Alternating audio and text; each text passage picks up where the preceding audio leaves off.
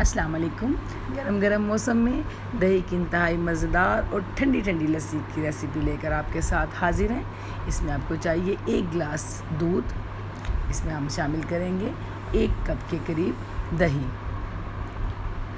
और दही के साथ इसमें शामिल करेंगे तकरीबन 3 टेबलस्पून हम इसके अंदर चीनी का इस्तेमाल आप कम या ज़्यादा कर सकते हैं। बाज़ू का दही खट्टा होता है जिसकी वजह से आपको चीनी ज़्यादा ऐड करनी पड़ती है, अदरवाइज़ आप इसको चीनी की मिकदार कम भी कर सकते हैं। और इसके साथ हाफ़ कप के करीब इसके अंदर जाएंगी कुटी हुई बर्फ़। और जी बस अब हम इसको अच्छी तरीके से ब्लेंड करेंगे अच्छी तरह से, ताकि बर्फ़ और चीनी जो है वो इसके अंदर अच्छी तरह से मिक्स हो जाए।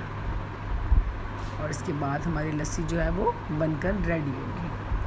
लस्सी का इस्तेमाल, दही का इस्तेमाल हमें गर्मियों में वैसे भी करना चाहिए, क्योंकि लस्सी एक तो हमें फ़र्द का एहसास दिलाती है, उसके अलावा वैसे भी गर्मी की शिद्दत को ये कम करती है। और दही तो बहुत हेल्दी है सेहत के लिए, बच्चों के लिए भी और बड़ों के लिए भी। और शुगर पेशेंट अफराद के लिए तो दही जो है वो बहुत फ़ायदेमंद है। अगर शुगर वाले अफराद जो हैं वो सुबह निहार मुँह दही का इस्तेमाल करते हैं तो इससे शुगर ख़त्म तो नहीं हो जाएगी, लेकिन आप यकीन करें कि आपका शुगर लेवल जो है वो कंट्रोल हो जाएगा। तो वैसे भी लस्सी को इस्तेमाल करना चाहिए।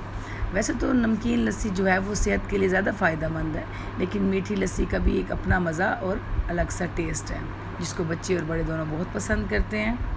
तो ये छोटी सी रेसिपी जो मैंने आज आप लोगों के साथ शेयर की है, इसको ज़रूर ट्राई कीजिएगा।